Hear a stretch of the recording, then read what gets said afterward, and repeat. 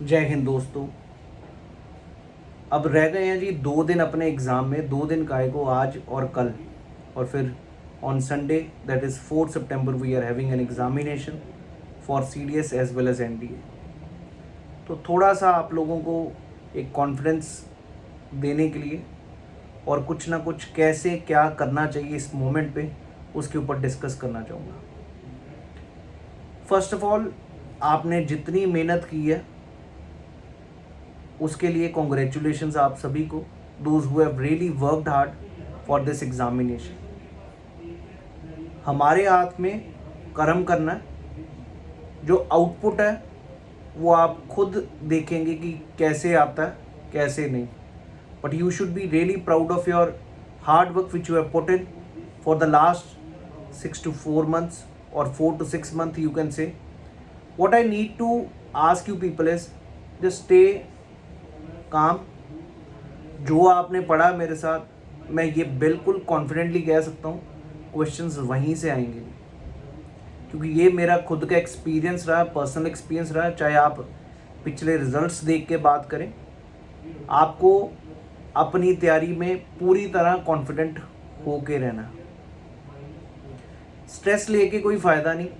आप दूसरे तीसरे अटेम्प्ट में, और आप कैंडिडेट हो, जो फीमेल कैंडिडेट है उनको पहले ही होता है सीट्स बहुत कम है। दोस्त, इससे घबराने का नहीं।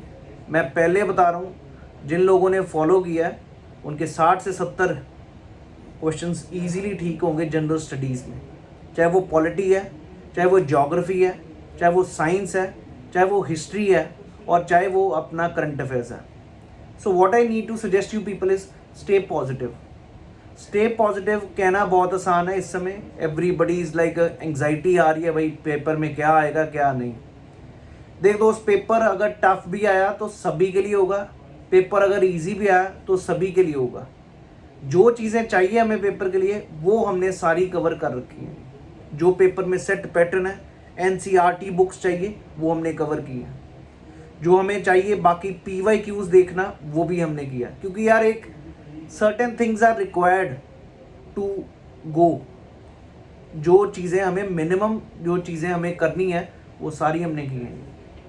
क्योंकि बहुत सारी दुनिया आपको कह देगी मैंने स्पेक्ट्रम पढ़ी है, मैंने IAS की ये किताबें पढ़ी। मेरे भाई, उसका कोई ज़रूरत नहीं है। इट्स जस्ट मेकिंग यू और योर सेल्फ फूल। ये मेरा खुद का एक्सपीरियंस है। मैंने कई बंदों को देखा IAS का पेपर पार करते हुए लिमिटेड सोर्सेज के साथ, लिमिटेड रिसोर्सेज के साथ।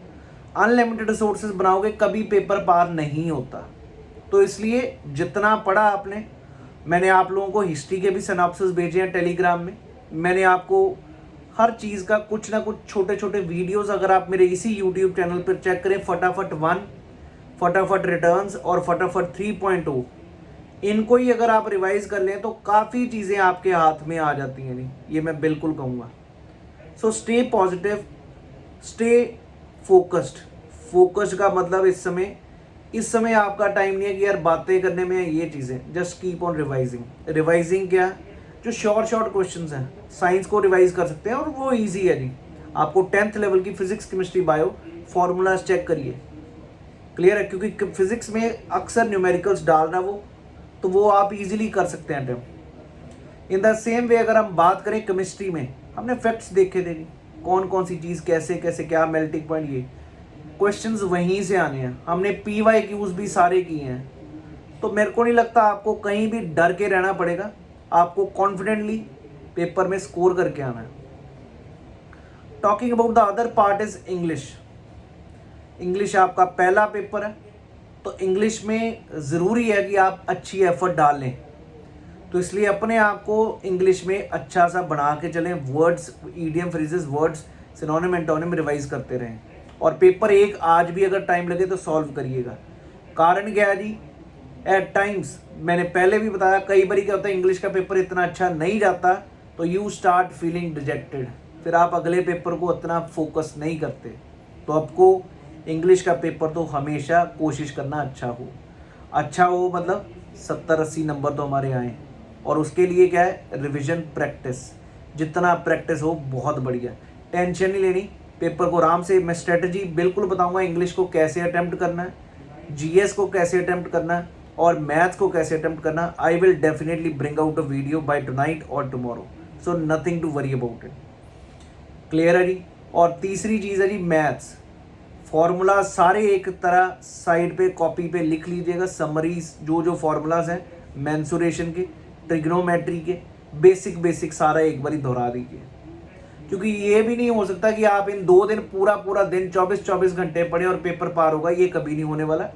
इसीलिए कह रहा हूँ अपने टेम्परामेंट को काम रखें और ऐसा मन को दें, क्योंकि यार पेरेंट्स कोई नहीं समझ पाएगा जो आपने प्रिपेयर किया, the way you have gone through the preparation, nobody can understand, even for that matter I cannot even understand।